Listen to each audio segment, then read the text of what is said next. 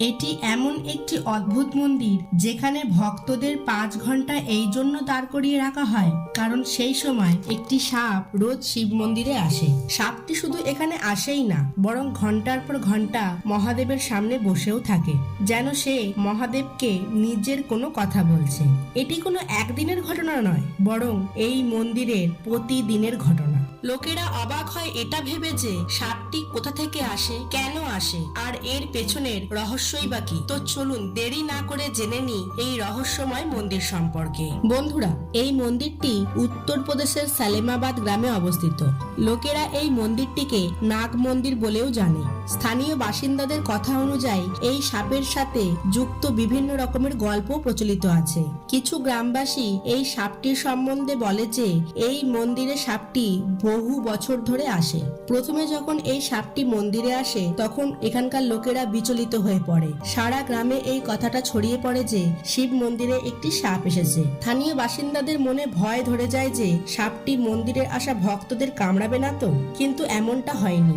এই সাপটি রোজ মন্দিরে কেন আসে এই কথাটি জানার জন্য দূর গ্রামের থেকে একটি পুরোহিতকে ডাকা হয়। সেই পুরোহিতটি সাপের সম্বন্ধে জানার জন্য ধ্যানে বসে, আর প্রায় 5 ঘন্টা ধ্যান করার পরে যখন তিনি গ্রামবাসীদের ওই সাপের ব্যাপারে বলেন তখন সবাই শুনে আশ্চর্য হয়ে যায়। পুরোহিত মশাই বললেন যে বহু বছর আগে এই মন্দিরের পুরোহিত পণ্ডিত দয়াশঙ্কর নামে একটি ব্যক্তি ছিলেন। তিনি দিনরাত মহাদেবের পুজো করতেন, আর তিনি এই মন্দিরের পাশেই নিজের কুঁড়েঘর বানিয়ে নিয়েছিলেন।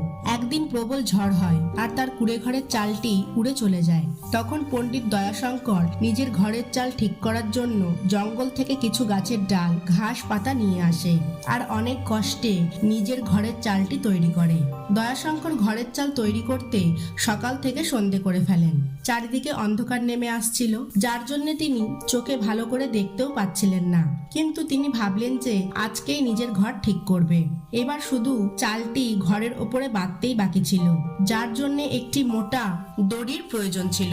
তখনই তার নজর একটি মোটা কালো দড়ির ওপরে পড়ে। তিনি সেই দড়ি দিয়েই নিজের ঘরের চালটি কষে বেঁধে ফেলেন।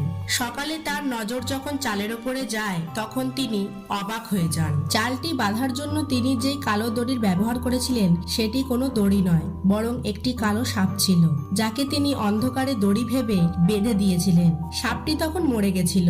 তখনই আকাশবাণী হয় যে তুমি যে সাপকে মেরেছো সেটা কোনো সাধারণ সাপ নয়, বরং সাপেদের দেবতা ছিল। তুমি তাকে মারার পাপ করেছো, এই জন্য তোমাকে শ্রাপ দেওয়া হলো যে তুমিও পরের জন্মে সাপ জনিতেই জন্মগ্রহণ করবে। দয়াশঙ্কর মন্দিরে গিয়ে অনেক কেঁদেছিলেন। তিনি নিজের কর্মের জন্য ক্ষমাও চান, কিন্তু ঈশ্বরের নির্ণয় অটল ছিল। শ্রাপ অনুসারে এই মন্দিরের পুরোহিত পণ্ডিত দয়াশঙ্কর পরের জন্মে সাপের রূপেই জন্মগ্রহণ করে। আর এই শিব মন্দিরে আসা সাপটি আসলে পুরোহিত পণ্ডিত দয়াশঙ্করই, যে আগের জন্মের মতো এই মন্দিরে আসে এবং পুজো অর্চনা করে। এই শিব মন্দিরে রোজ একটি সাপেরই আসা এবং ঘন্টার পর ঘন্টা শিবলিঙ্গের সামনে বসে থাকা, এটা বলে যে এই সাপের সাথে এই মন্দিরে নিশ্চয়ই কোনো পুরনো সম্পর্ক আছে। লোকেরা মনে করে এই সাপ ততদিন এখানে আসবে যতদিন না সে আবার মনুষ্য জন্মের বর পায়। সব থেকে আশ্চর্যের ব্যাপার হচ্ছে যে এই সাপ এখানে আসা কোনো ভক্তদের কোনো ক্ষতি করেনি। তো বন্ধুরা, আজকের জন্য এই পর্যন্ত। ভিডিওটি ভালো লাগলে লাইক করুন, শেয়ার করুন এবং চ্যানেলটি সাবস্ক্রাইব করতে ভুলবেন না। ধন্যবাদ।